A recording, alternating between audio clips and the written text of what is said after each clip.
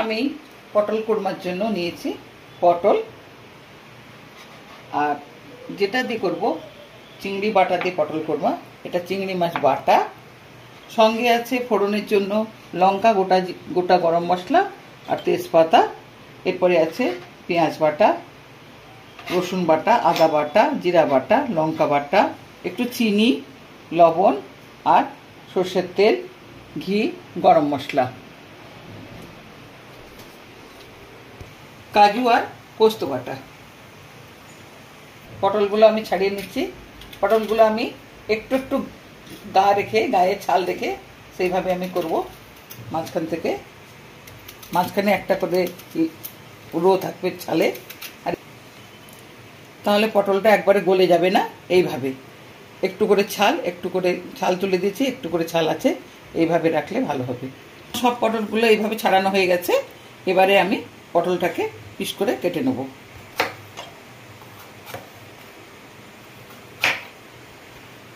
পটলটা চাইলে আপনারা গোটাও রাখতে পারেন, আমি এইভাবে করব। আমার সব পটলগুলো কাটা হয়ে গেছে এভাবে। এবার আমি একটু ধুয়ে নেব। কড়াই গরম হয়ে গেছে,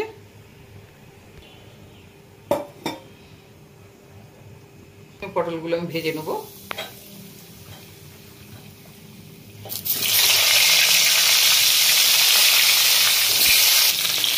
পটলের পরিমাণ মতো আমি নুন দিয়ে দিচ্ছি।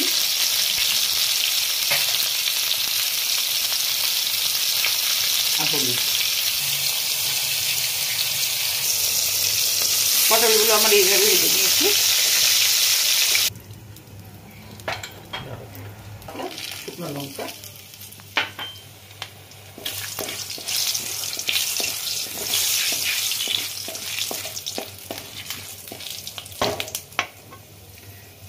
ভাজা হয়ে গেছে। এবার আমি একটু হলুদ দেবো যাতে মশলাটা না গায়ে ছিটিয়ে আসে। প্রথমে আমি দেবো পেঁয়াজ বাটা,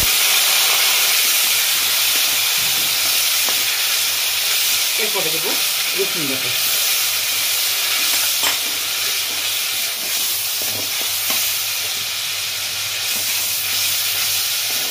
আদা বাটা,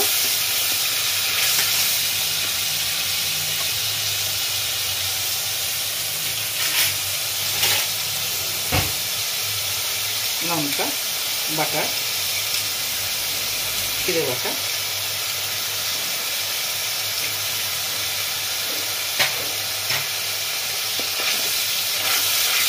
এবার দেবো পরিমাণ মতো তরকারি পরিমাণ মতো হলুদ,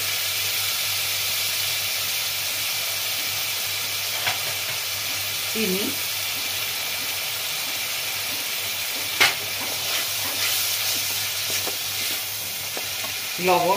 লবণটা আমি পটলে দিয়ে রেখেছি। এখন দেবো আমি মশলা এবং চিংড়ি বাটা যেটা আছে তার পরিমাণ মতো।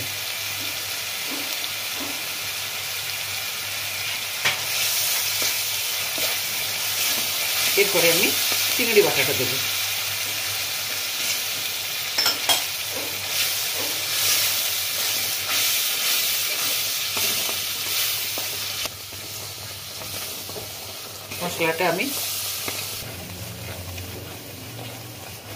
মশলাটা এই কারণেই ভাজছি, এর মধ্যে চিংড়ি মাছটা আছে, সেইভাবে একটু বেশি সময় ধরে ভেজে নিচ্ছে। একটা সুন্দর গন্ধ বেরিয়েছে। চিংড়ি মাছ ভাজাতে তো এমনি একটা মিষ্টি গন্ধ বেরোয়, মশলা সহযোগে দারুণ গন্ধ বেরিয়েছে।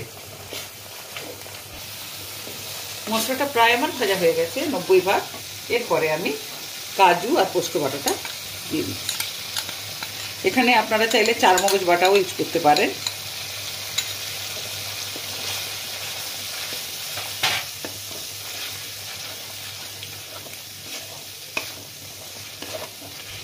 আমি আগেই বলেছি মশলাটা আমি কোনোদিন নামানোর আগে দিই না, ভাজা অবস্থাতে দিই। গরম মশলাটা দিয়ে দিলাম। এরপরে আমি পটলগুলো দিয়ে দিলাম।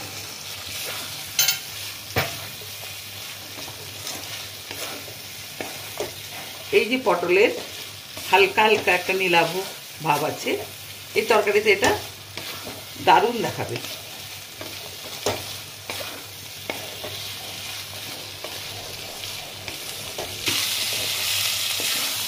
আমার মশলা ভাজাটা হয়ে গেছে পটলের সঙ্গে। এরপরে আমি কাজু আর পোস্ত বাটা জলের বাটিটা একটু ধুয়ে জলটা দিয়ে দিই।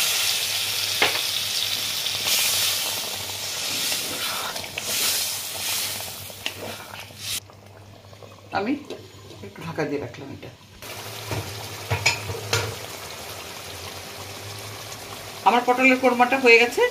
এরপরে আমি ঘি সহযোগে এটাকে নামিয়ে নেব।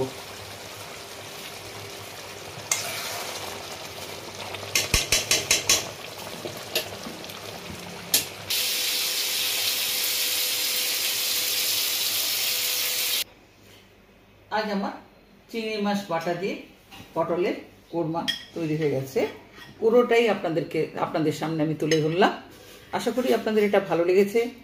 আপনারা অবশ্যই বাড়িতে একবার চেষ্টা করবেন। যদি ভালো লেগে থাকে তাহলে আমাকে কমেন্ট করে জানাবেন। আর আজকের মতো লিটল কিচেন থেকে সুতপা আপনাদের কাছ থেকে বিদায় নিচ্ছে। আপনারা সবাই সুস্থ থাকুন। আবার রক্ষাবন্ধন উপলক্ষে সবাইকে প্রীতি ও শুভেচ্ছা জানিয়ে আমি আজকের মতো বিদায় নিচ্ছি। নমস্কার।